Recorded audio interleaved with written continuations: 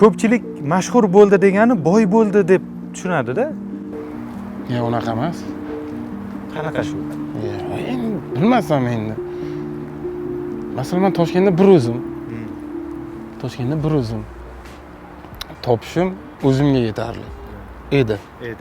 Hozir mana bola bor, xotin bor, u yoqda ona bor. Juda qiyin, juda qiyin u. Bitta ijodkorni topadigan puli, gonorari bilan bu narsalari hammasini zo'r qilish imkonsiz-da. Shuning uchun ham va'yin qildik-da.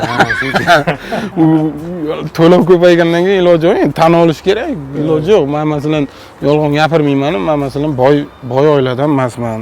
Boshqa emasman. Shu to'g'ri. Oddiy oilaning odamiman. Shuning uchun harakat qilasizda pul uchun.